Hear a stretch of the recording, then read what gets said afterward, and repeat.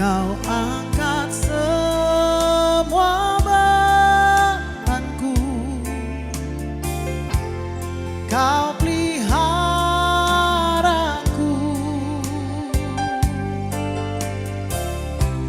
sehelai rambutku jatuh di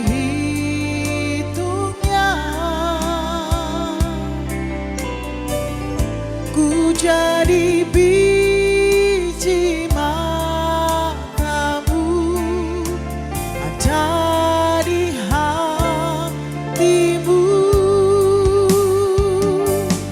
Ini hambamu, jadikan ku alatmu yang berkenan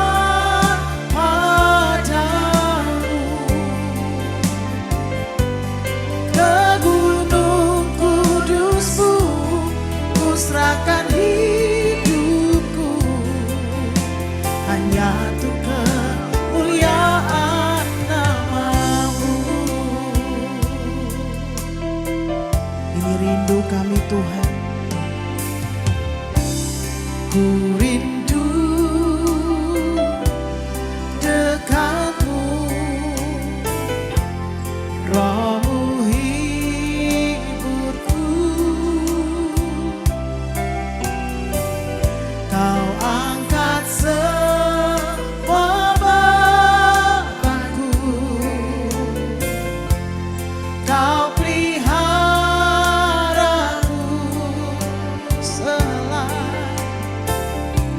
sehelai rambutku jatuh di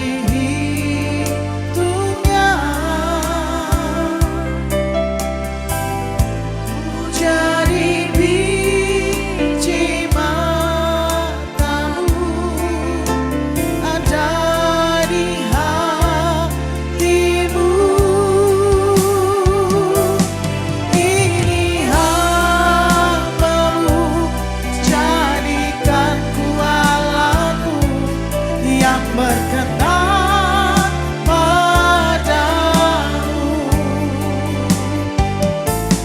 Ke gunung kudus-Mu ku serahkan hidupku hanya untuk kemuliaan. Ini hamba-Mu, ini hamba-Mu, jadikan ku alatmu yang berkenan padamu. Ke gunung kudus-Mu ku serahkan hidupku hanya untuk kemuliaan nama-Mu. Kami bawa hati kami, hidup kami Tuhan.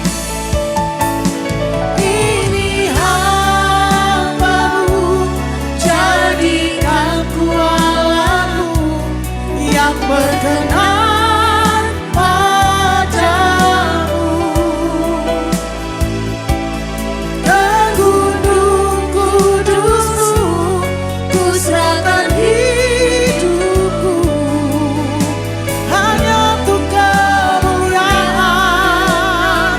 Ini hamba-Mu, ini hamba-Mu, jadikan ku yang berkenan padamu.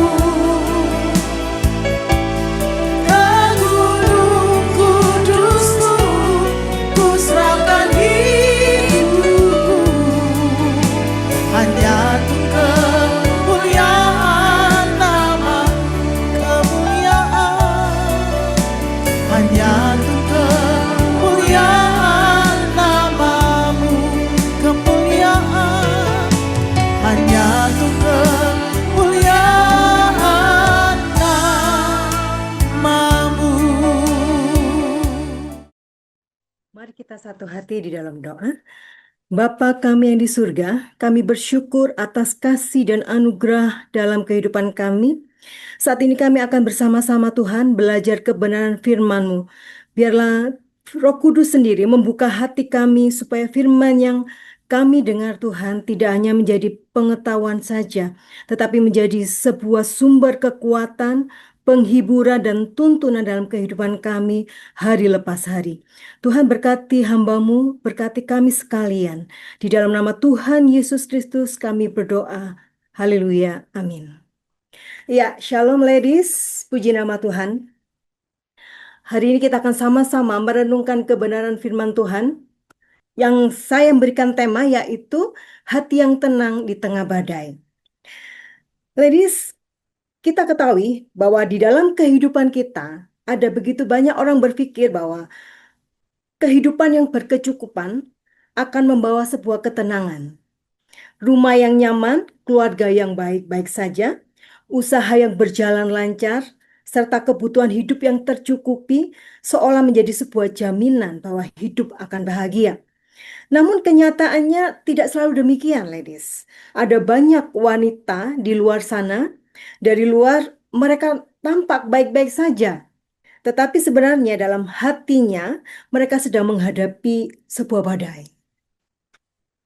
Ladies, ada hal yang ada begitu banyak yang ada dalam pemikiran. Ada yang sedang memikirkan atau khawatir akan masa depan anak-anak mereka. Ada yang bergumul dengan kesehatan, ataupun ada yang sedang menghadapi sebuah persoalan dalam rumah tangga. Ada juga yang menghadapi trauma, kepahitan, ataupun pengkhianatan dalam kehidupan mereka. Ataupun ada pula yang merasa sangat lelah. Kenapa? Karena begitu banyak tanggung jawab yang harus dipikul setiap hari. Ladies, mungkin di hadapan orang lain mereka tetap bisa tersenyum. Tetapi dalam hati ada kekhawatiran dan pergumulan yang tidak diketahui oleh siapapun juga. Nah, pada hari ini kita akan sama-sama belajar dari kisah perempuan Sunem yang terambil di dalam 2 Raja-Raja, pasal yang keempat, ayat yang ke-8 sampai ke-26.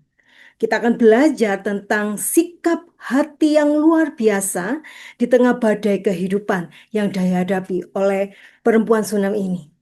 Ladies, kita akan sama-sama membaca di dalam ayat ke-8. Pada suatu hari, Elisa pergi ke Sunem. Di sana tinggal seorang perempuan kaya yang mengundang dia makan. Dan seberapa kali ia dalam perjalanan, singgahlah ia ke sana untuk makan. Berkatalah perempuan itu kepada suaminya, "Sesungguhnya aku sudah tahu bahwa orang yang selalu datang kepada kita itu adalah abdi Allah yang kudus. Baiklah kita membuat sebuah kamar atas yang kecil yang berdinding batu, dan baiklah kita menaruh di sana baginya sebuah tempat tidur, sebuah meja, sebuah kursi, dan sebuah kandil. Maka apabila ia datang kepada kita, ia boleh masuk ke sana." Ladies, di sini diceritakan dalam kisah ini tentang Nabi Elisa dan perempuan Sunem. Kita tahu bahwa Nabi Elisa adalah nabi yang di dalam sepanjang pelayanannya ada begitu banyak mujizat yang Tuhan kerjakan melalui hamba Tuhan ini, melalui nabi ini. Nah, ladies, kita melihat bahwa dikatakan perempuan Sunem ini, Alkitab mengatakan dia adalah perempuan yang kaya. Secara ekonomi dia berkecukupan.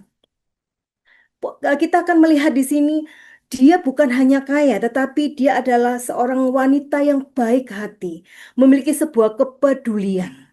Ladies, kita melihat di sini pada waktu itu dia mengundang, awalnya dia mengundang ketika Nabi Elisa melewati kota Sunem, dia mengundang menjamu begitu ya. Tetapi firman Tuhan katakan setiap kali atau setiap kali Nabi Elisa datang melewati kota ini, wanita ini bukan hanya mengundang, bahkan tempat atau rumahnya sudah menjadi sebuah tempat persinggahan bagi Nabi Elisa. Nah, ladies, tidak hanya berhenti di situ kebaikan atau kepedulian yang ditunjukkan oleh perempuan Sunem ini, tetapi dia mulai berpikir bagaimana eh, kita memberikan yang terbaik, gitu ya. Jadi ada sebuah kepedulian, ada sebuah ketulusan dalam dia apa yang dia bisa lakukan, yang dia kerjakan untuk hamba Tuhan ini. Nah, dia tidak hanya cukup rumahnya menjadi sebuah tempat persinggahan, tetapi dia juga menyediakan sebuah kamar, menyiapkan sebuah kamar untuk hamba Tuhan ini atau nabi Tuhan ini untuk beristirahat, gitu ya, ladies ya. Kalau singgah duduk kemudian melakukan perjalanan pasti lelah. Itu ada dalam pemikirannya dia, dan kemudian dengan berdiskusi dengan suaminya, dia memiliki sebuah ide bagaimana kalau kita menyediakan sebuah kamar dengan kursi, dengan meja dan lain sebagainya. Dan itu dia lakukan dengan motivasi yang tulus, ladies. Nah, di sini kita belajar dari wanita ini bahwa hati yang tenang itu dapat terlihat melalui keramahan, kepedulian, dan ketulusan dalam melayani.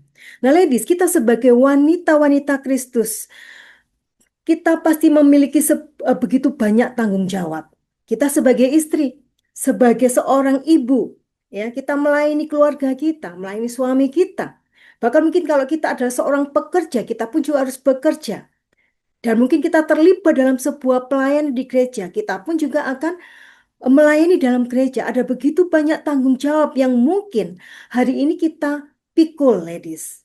Nah, tetapi di dalam begitu banyak tuntutan yang ada, Tuhan menghendaki kita atau Tuhan memanggil kita untuk menjadi seorang wanita yang memiliki hati yang pekah dan penuh dengan kasih. Keramahan dan kepedulian ini dapat kita wujudkan dalam ke hal-hal yang sederhana dalam kehidupan kita sehari-hari, ladies.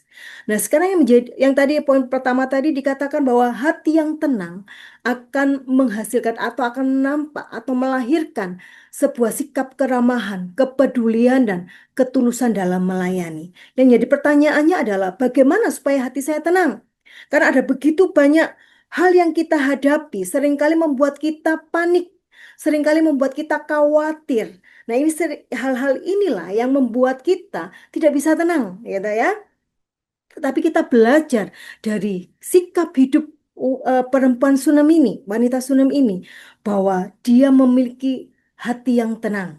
Dan ini ditunjukkan melalui keramahan, melahirkan sikap yang ramah, peduli, dan memiliki ketulusan dalam melayani. Nah, ladies, firman Tuhan di dalam Petrus pasal yang keempat, ayat yang ketujuh, di situ dikatakan, karena itu kuasailah dirimu dan jadilah tenang. Artinya bagaimana supaya kita itu tenang di tengah begitu banyak tuntutan, begitu banyak tanggung jawab yang kita pikul. Bagaimana supaya kita tenang? Firman Tuhan sudah jelas mengatakan, kuasai diri. Jadi kita perlu untuk menguasai diri. Seperti karakter Kristus yang sudah ditanamkan di gereja kita. Salah satunya adalah penguasaan diri. Dan itu kita perlu latih diri kita untuk kita bisa menguasai diri kita supaya kita bisa menjadi tenang.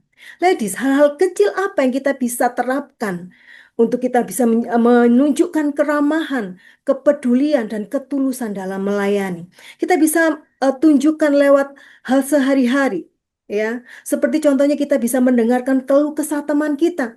Kita menjadi telinga bagi keluh kesah mereka. Kita memberikan hati kita untuk mereka yang mungkin hari-hari ini mengalami sebuah beban berat dalam kehidupannya. Kita menjadi orang-orang yang bisa dipercaya. Mereka bisa aman, mereka bisa tenang ketika ketika mereka bercerita dengan kita. Kita tidak hanya mendengar, tapi kita juga mendoakan mereka, kita menguatkan mereka. Jadi apalagi yang kita bisa kerjakan, yang kita bisa teladani, yaitu kita bisa mengunjungi teman-teman kita, anggota komsel kita, anggota ladies kita, ataupun anggota keluarga yang mungkin saat ini sedang sakit.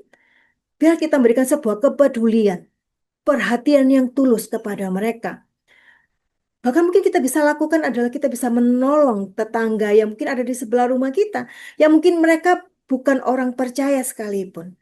Ini adalah sebuah tanggung jawab, sebuah anugerah buat kita bahwa marilah kita menjadi wanita-wanita yang menunjukkan keramahan, kepedulian, dan ketulusan dalam melayani Tuhan. Dan itu didasari oleh ketenangan hati. Lalu selanjutnya kita akan melihat bahwa ketenangan hati akan menghasil orang yang hatinya tenang memiliki kepekaan untuk memperhatikan kebutuhan sesamanya. Ketenangan hati didasari oleh rasa cukup. Ladies, di sini kita melihat bahwa orang yang hatinya tenang memiliki kepekaan untuk memperhatikan kebutuhan sesamanya.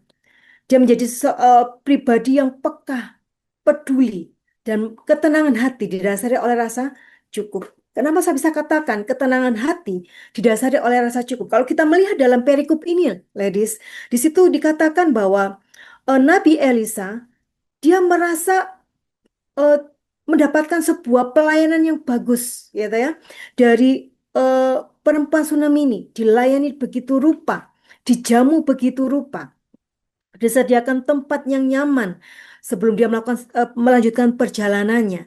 Nah, di sini dikatakan pada waktu di dalam pasal ini ditanyakan, eh, dia bertanya kepada bujangnya, dikatakan apa yang dibutuhkan oleh wanita ini, gitu ya. Dan ketika itu ditanya, karena engkau sudah melakukan begitu banyak bagi kami, apa yang bisa kami bantu untuk engkau? Ada sebuah eh, Elisa ingin melakukan sesuatu sebagai balasan gitu ya, sebagai imbalan untuk kebaikan yang sudah diterima selama ini. Apakah aku perlu untuk berbicara kepada raja? Karena kalau kita tahu bahwa pada zaman itu seorang nabi memiliki apa namanya koneksi dengan pemerintah ya, karena seorang nabi akan membawa pesan Tuhan bagi suatu bangsa. Nah, ladies, di sini Elisa menawarkan sebuah tawaran. Apakah ada sesuatu yang aku bisa bantu untuk engkau? Apakah ada sesuatu yang aku bisa sampaikan kepada raja atau kepada kepala tentara, ya, kepala pasukan? Tetapi apa yang jawaban yang diberikan oleh perempuan Sunem ini, dia katakan, saya tinggal di tengah sanak keluarga saya. Artinya dia merasa saya cukup. Ladies, ketika ada tawaran ini, sebenarnya perempuan ini bisa saja, bisakah aku mendapatkan sebuah sebidang tanah lebih luas lagi dari tanah yang aku miliki? Bisa saja. Ataupun mungkin dia berkata, oh aku minta tolong karena aku dapatkan dan sebagainya. Tetapi di sini kita melihat bahwa wanita Sunem ini merasakan tidak cukup. Artinya aku berada di tengah-tengah sanak keluargaku. Cukup apa yang aku ada miliki, cukup. Nah, ladies, perasaan cukup ini perlu untuk kita miliki. Kenapa, ladies? Karena kalau kita tidak dalam kehidupan kita, seringkali manusia itu merasa tidak cukup dalam kehidupannya. Dan di sini seringkali mengapa seseorang itu merasa tidak cukup dalam kehidupannya. Yang pertama, seringkali perasaan tidak cukup itu muncul karena adanya kekhawatiran, ketakutan. Ada begitu banyak orang, nanti bagaimana masa tuaku ya? Siapa yang akan mengurus aku ya? Apakah nanti ada yang bisa, oh bagaimana makan minumku ya? Dan lain sebagainya. Kekhawatiran, ketakutan seringkali membuat seseorang merasa tidak cukup. Dia akan berusaha untuk menimbun, menimbun, menimbun. Kenapa? Dia takut. Jangan sampai nanti kurang. Jangan sampai nanti saya kehabisan dan lain sebagainya. Dan apalagi yang kira-kira bisa membuat seseorang itu merasa tidak cukup, ladies. Yaitu kadang-kadang seseorang itu melihat nilai diri dari sebuah validasi orang lain. Ya, sehingga ada begitu banyak orang berusaha untuk memperbaiki penampilan. Kita memperbaiki penampilan tidak masalah. Tetapi ada begitu banyak orang tidak puas karena untuk sebuah validasi, untuk sebuah pengakuan, nilai dirinya tidak ditaruh dari penilaian orang lain, dari apa kata orang lain. Tetapi ladies, malam hari ini yang perlu kita ketahui bahwa nilai diri kita itu ditentukan dari apa kata Tuhan dalam hidup kita. Amin. Kita ini berharga. Ya, Tuhan tuh menciptakan kita tuh luar biasa. Jadi kita sebagai wanita-wanita Kristus, mari kita menjadi orang-orang yang merasa cukup. Ya, bersyukur dengan ada perasaan cukup, itu akan memunculkan ucapan syukur, limpah dengan syukur, bersyukur. Dan selanjutnya apa yang kira-kira membuat seorang itu merasa tidak cukup, ladies? Yaitu hidupnya bukan berpusat kepada Tuhan. Hidupnya bukan, pusat hidupnya bukan kepada Tuhan, tetapi kepada sebuah pencapaian. Nah, ladies, hal ini seringkali membuat orang merasa kurang, kurang, kurang, dan kurang. Nah, oleh sebab itu kita belajar. Baiklah kita menjadi wanita-wanita Kristus yang memiliki rasa cukup dalam kehidupan kita. Sehingga itu akan melahirkan sebuah ungkapan syukur dalam kehidupan kita. Dan itu akan membuat hidup kita menjadi orang yang peka dan peduli akan kebutuhan sesama. Nah, lalu kita akan lihat selanjutnya, poin selanjutnya. Ayat ke-14 dikatakan, kemudian berkatalah Elisa, apakah yang dapat kuperbuat baginya? Jawab Gehasi, ia tidak mempunyai anak dan suaminya sudah tua. Lalu berkatalah Elisa, panggillah dia. Dan sesudah dipanggilnya, berdirilah perempuan itu di pintu. Berkatalah Elisa, pada waktu seperti ini juga, tahun depan engkau akan menggendong seorang anak laki-laki. Tetapi jawab perempuan itu, janganlah, Tuanku ya abdi Allah, janganlah berdusta kepada hambamu ini. Mengandunglah perempuan itu lalu melahirkan seorang anak laki-laki pada waktu seperti itu. Juga pada tahun berikutnya seperti yang dikatakan Elisa kepadanya. Ladies, kita melihat bahwa wanita atau perempuan ini tidak meminta anak, tetapi Elisa yang Tuhan taruh tentunya sebuah nubuatan bahwa dia akan memperoleh seorang anak. Di tahun depan, di waktu yang sama, dia akan memperoleh seorang anak laki-laki. Ini sebuah hal yang luar biasa. Kenapa? Karena kondisinya tidak memungkinkan. Karena dikatakan bahwa suaminya sudah tua. Dan saya percaya mereka sedang menanti kelahiran seorang anak itu sudah cukup lama. Dan bisa jadi wanita ini sudah putus asa gitu ya. Sudah pasrah gitu kan. Tetapi kita melihat bahwa kebaikan yang tulus itu membuka jalan bagi mujizat Tuhan dalam kehidupan kita. Ladies, kita melihat bahwa perempuan Sunem ini ketika dia melakukan sebuah pelayanan yang tulus, dia tidak berharap untuk sebuah imbalan atas setiap apa yang dilakukan. Dia tidak mengharapkan imbalan. Dia melakukannya dengan kesungguhan hati yang terbaik. Dan kita melihat memang kita tahu bahwa kebaikan yang kita lakukan itu bukan sarana untuk mujizat Tuhan. Tetapi ketahuilah ladies, bahwa kebaikan yang kita lakukan ya dengan setia itu bisa menjadi sebuah saluran mujizat Tuhan dalam kehidupan kita. Jadi di sini kita melihat bahwa eh, mereka menantikan seorang anak ya selama bertahun-tahun menantikan sebuah keturunan. Bahkan seolah-olah dia sudah tidak ada harapan. Tetapi kita melihat bahwa Allah tidak menutup mata terhadap setiap kebaikan yang dilakukan dengan hati yang tulus. Memang kita selamat karena anugerah. Kita selamat bukan karena kita melakukan sebuah kebaikan.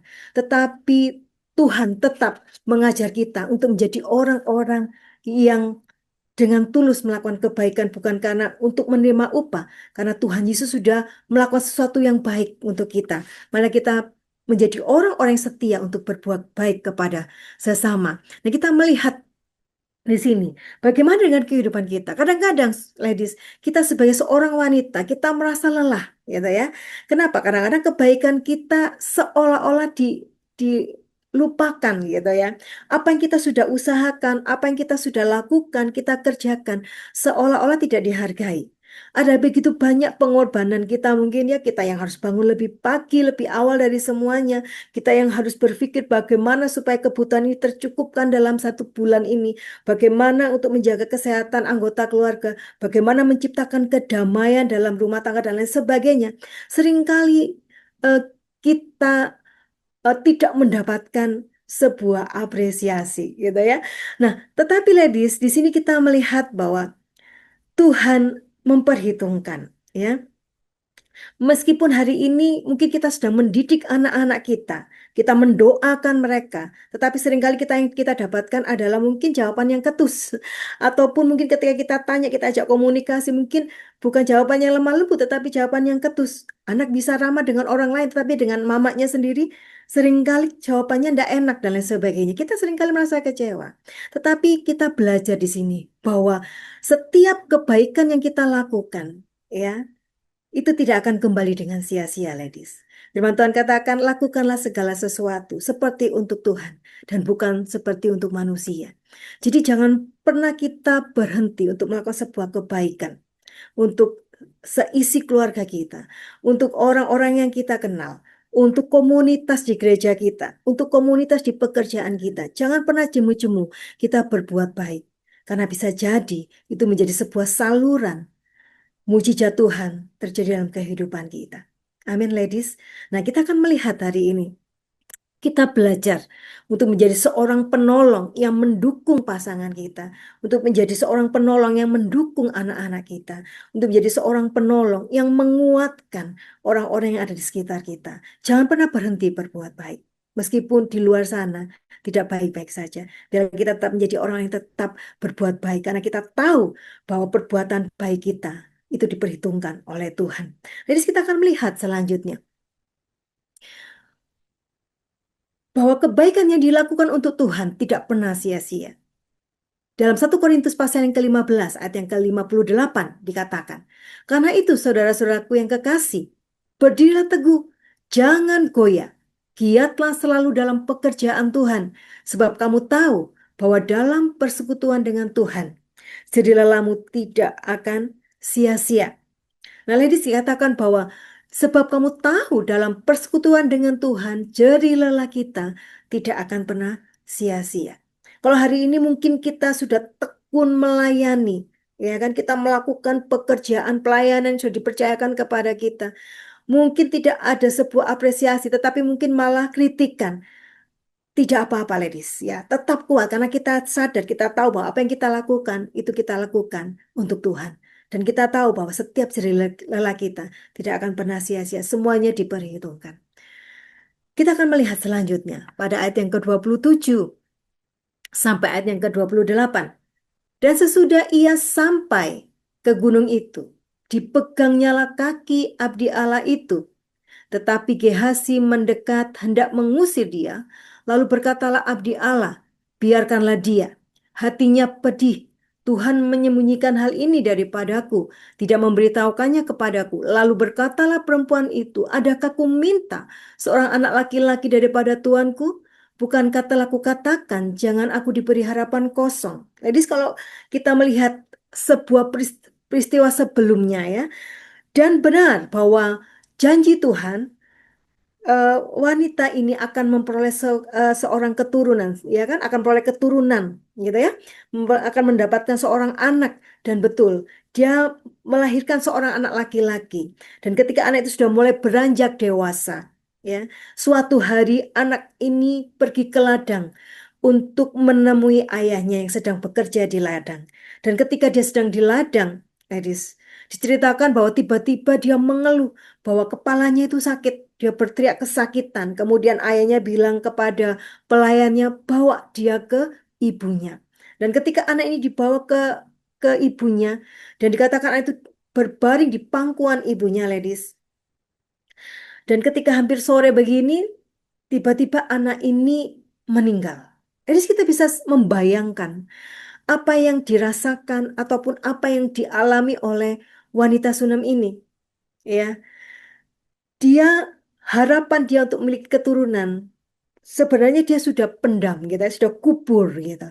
Tetapi ketika dia sudah memperoleh, ya kan, Tuhan memberikan kepada dia seorang anak, dan tentunya harapan dia anak ini akan menjadi besar, yang akan meneruskan usaha keluarga, yang akan meneruskan keturunannya dan lain sebagainya. Tetapi kemudian Tuhan izinkan bahwa anak ini mati, ladies. Nah, kalau kita melihat pada waktu itu, apa yang reaksi ataupun tindakan apa yang dilakukan oleh perempuan Sunem ini? Dikatakan dia membaringkan anak ini di kamar yang biasa dipakai oleh Nabi Elisa. Dia baringkan di atas tempat tidur dan dia berpamitan kepada suaminya untuk menjumpai abdi Allah ini.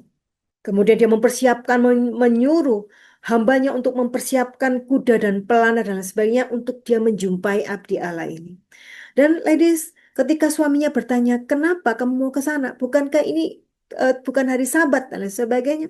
Tetapi dia dikatakan, tidak tenanglah, ya kan? Semuanya akan baik-baik saja. Kita melihat wanita ini tidak, kemudian dia menangis meraung-raung, kemudian dia menaruh abu di atas kepalanya, tanda perkabungan yang biasa sebagai tanda kedukaan pada zaman itu. Ketika pada zaman itu orang yang sedang berduka, itu dia akan memakai kain kabung, duduk di apa namanya, duduk di tanah dan kemudian menaruh abu di kepalanya. Ini ada sebuah tanda kedukaan, tetapi itu tidak dilakukan oleh wanita ini.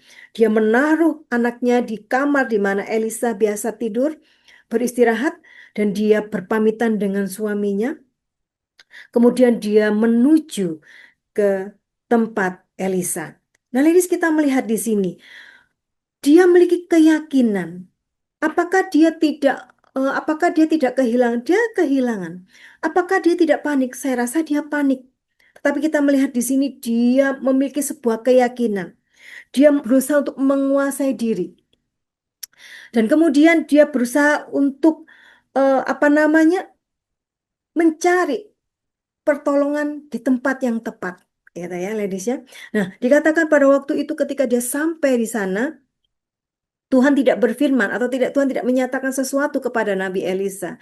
Sehingga ketika dia mau mendekati tempat Elisa tinggal, bujangnya Gehazi bertanya, ya kan? Kemudian menyampaikan salam. Tetapi apakah dia kemudian dia berkatakan anakku meninggal? Tidak. Tetapi dikatakan apa?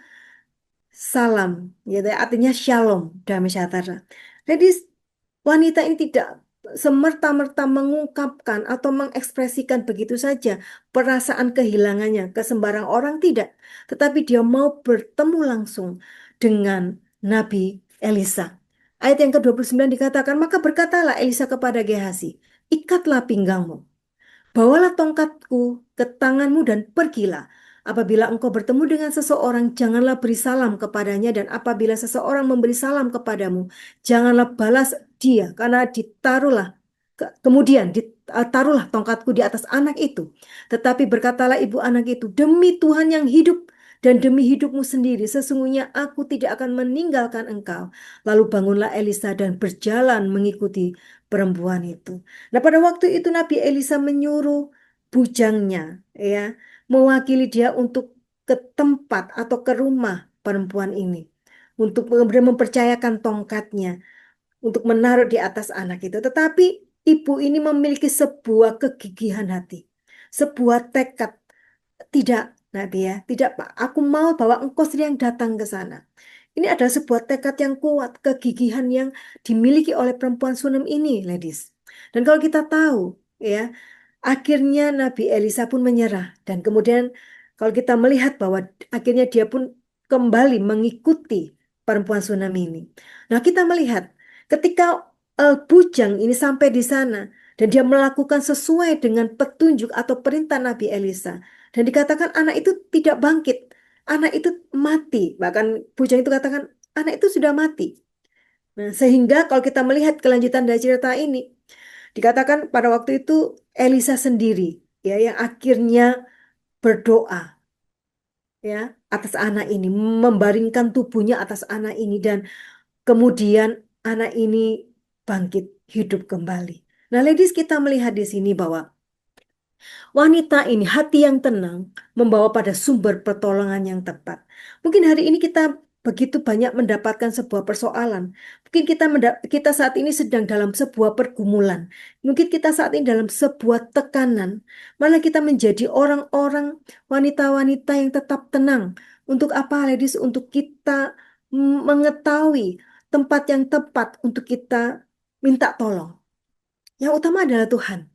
Ya, kita tidak sembarangan menceritakan kesah kita. Kita tidak sembarangan bercerita ataupun menulis ya kisah kita di media sosial apalagi dan di lain sebagainya untuk mendapatkan sebuah dukungan. Tidak seperti itu, ladies. Tetapi marilah kita menjadi orang-orang, wanita-wanita Kristus yang tetap tenang, memiliki penguasaan diri, dan kita membawa persoalan kita pada sumber pertolongan yang tepat. Sehingga ketika kita membawa persoalan kita, masalah kita pada sumber pertolongan yang tepat, maka kita pun akan memperoleh jawaban yang tepat pula. Jadi kita kan bisa melihat di sini ya, ada begitu banyak wanita memikul beban yang tidak nampak oleh orang lain. Ada banyak pergumulan, masalah rumah tangga, masalah ekonomi keluarga, ya kan, kesehatan, pendidikan anak, belum lagi relasi, hubungan dengan orang-orang terdekat kita. Seringkali mendatangkan masalah, gesekan-gesekan, ya ladies ya. Nah, ladies jangan kita menjadi orang-orang yang cepat-cepat mengeluh. Kita menjadi orang-orang yang cepat terperangkap dalam kekhawatiran, atau kita berusaha untuk mencari solusi ya dari manusia. Tetapi marilah kita belajar untuk menenangkan hati kita, membawa setiap persoalan kita pada sumber pertolongan yang tepat, yaitu kepada Tuhan Yesus Kristus.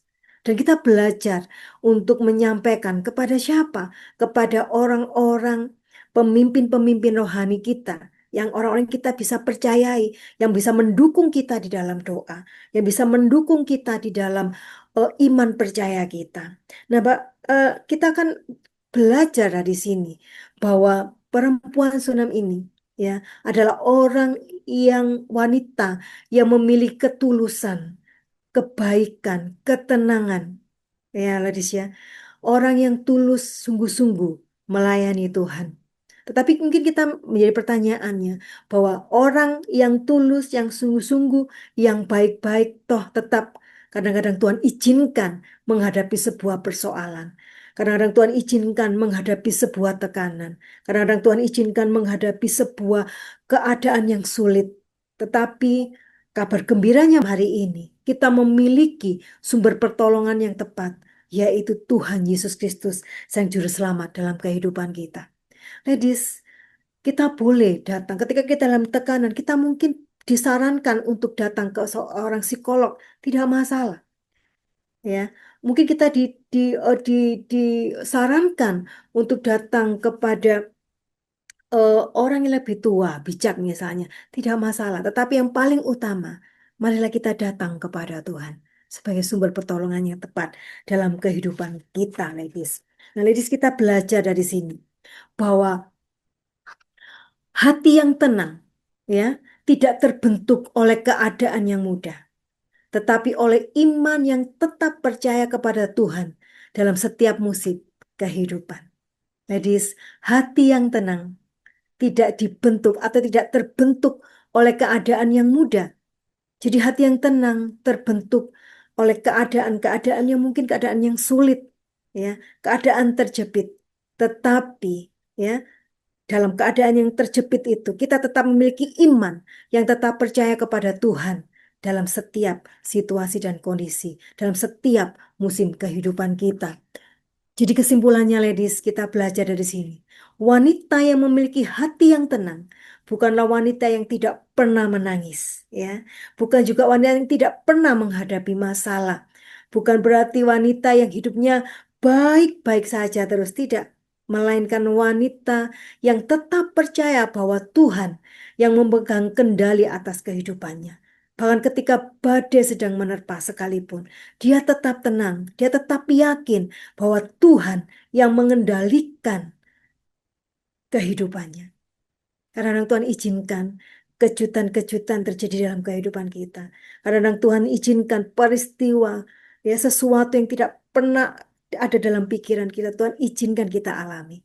Tetapi marilah kita menetapkan hati kita, kita menetapkan iman kita dengan keyakinan teguh bahwa semuanya itu tetap ada dalam kendali Tuhan. Dan sang pengendali itu saat ini sedang memegang tangan saudara dan saya. Kita tidak sendiri, ladies. Kita tidak sendiri. Dia selalu memegang tangan kita. Dia selalu memperhatikan kita. Dia peduli dengan kehidupan kita. Kalau hari ini kita merasa sendiri, kita menanggung sesuatu sendiri, kita berpikir bahwa tidak ada orang yang memahami saya, tidak ada orang yang bisa mengerti saya, tidak ada orang yang bisa saya curahkan seunek-unek saya. Percayalah bahwa masih ada satu pribadi yang selalu peduli dengan saudara dan saya, yaitu Yesus Kristus Tuhan. Mari kita satu hati di dalam doa. Bapa dalam kerajaan surga, kami mengucap syukur dan berterima kasih atas kebenaran firman-Mu pada hari ini. Ada begitu banyak tanggung jawab yang mungkin ada di pundak kami, Tuhan. Dan kami bersyukur bahwa kami menanggungnya tidak sendiri. Engkau Allah yang setia, yang selalu menuntun kami, yang tidak pernah meninggalkan kami, yang setia mendampingi langkah kami.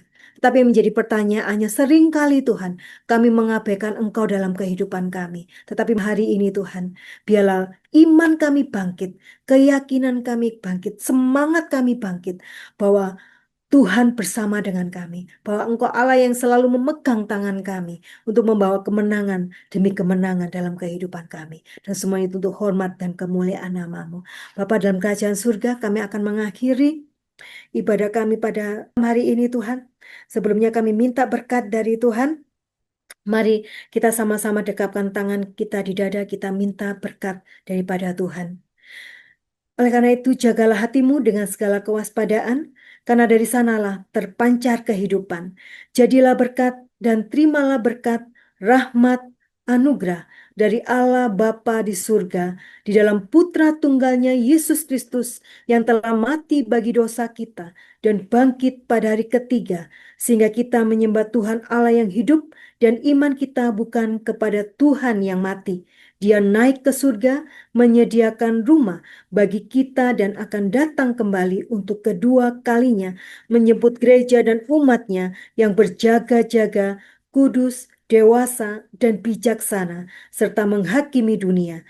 Dan di dalam persekutuan dengan Roh Kudus yang menghibur, menguatkan, menginsafkan, dan menuntun kita ke dalam kebenaran dan kekudusan, serta menjadikan kita saksi Kristus mulai hari ini sampai selama-lamanya. Mari kita akhiri dengan doa yang Tuhan Yesus ajarkan. Bapa kami yang di surga, dikuduskanlah namamu, datanglah kerajaanmu, jadilah kehendakmu di bumi seperti di surga. Berikanlah kami pada hari ini makanan kami yang secukupnya, dan ampunilah kami akan kesalahan kami, seperti kami juga mengampuni orang yang bersalah kepada kami. Dan janganlah membawa kami ke dalam pencobaan, tetapi lepaskanlah kami daripada yang jahat, karena Engkaulah yang empunya kerajaan dan kuasa dan kemuliaan sampai selama-lamanya. Amin. Tuhan Yesus memberkati. Dengar dia panggil nama saya.